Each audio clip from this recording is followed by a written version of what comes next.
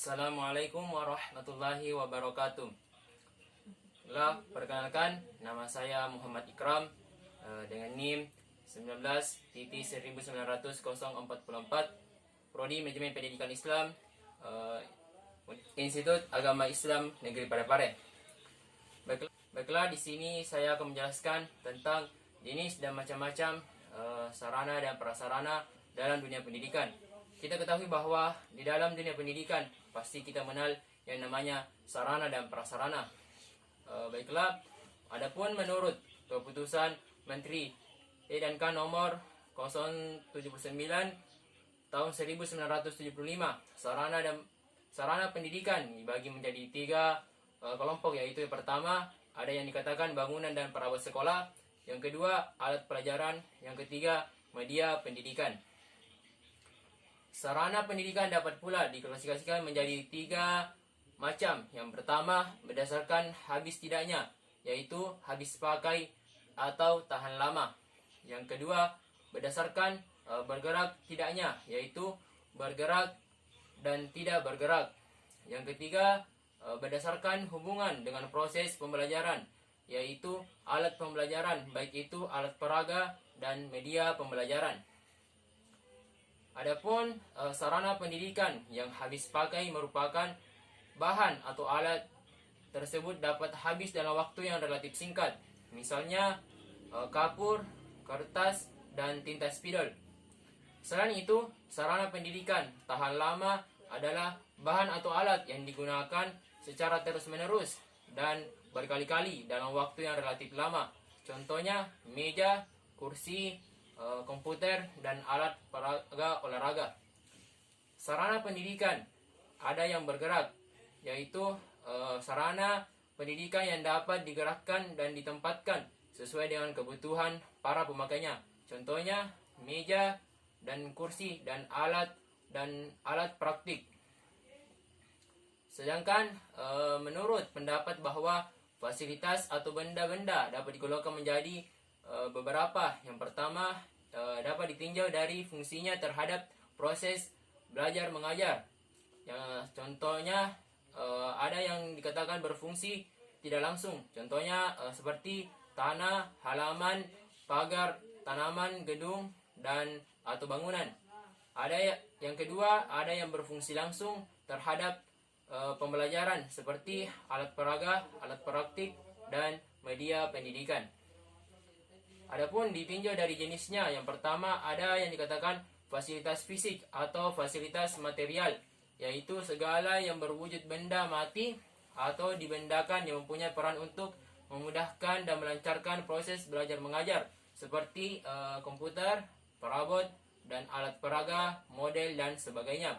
Yang kedua ada yang dikatakan fasilitas non fisik, yaitu sesuatu yang bukan benda mati atau kurang dapat disebut benda atau dibendakan, yang mempunyai peranan untuk mempermudah dan melancarkan suatu usaha seperti manusia, jasa, dan uang. Sarana dan prasarana ditinjau dari sifat barangnya. Itu dibedakan atas 4 bagian. Yang pertama adalah barang bergerak atau barang berpindah atau dipindahkan, baik itu barang yang habis pakai maupun barang yang tidak habis pakai. Bagian kedua adalah barang yang habis pakai, adalah barang yang susut volumenya ketika digunakan secara berulang-ulang, atau barang yang susut dan tidak berfungsi lagi ketika digunakan dalam waktu yang relatif lama. Contohnya adalah tinta, kertas, sapu, spidol, dan lain-lain. Yang ketiga adalah barang yang tidak habis pakai, adalah barang yang tidak susut volumenya ketika sering digunakan atau digunakan dalam waktu yang relatif lama, tetapi masih tetap membutuhkan perawatan agar selalu siap pakai.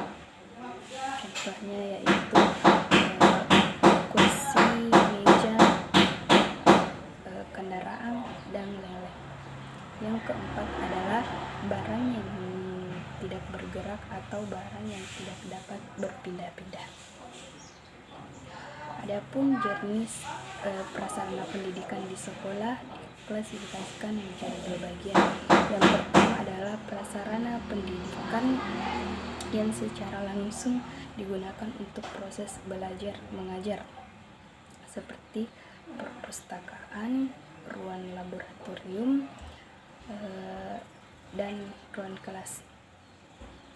Yang kedua adalah prasarana sekolah yang keberadaannya tidak secara langsung digunakan untuk proses belajar mengajar, tetapi sangat menunjang terjadinya proses pendidikan, seperti ruang guru, ruang kepala sekolah,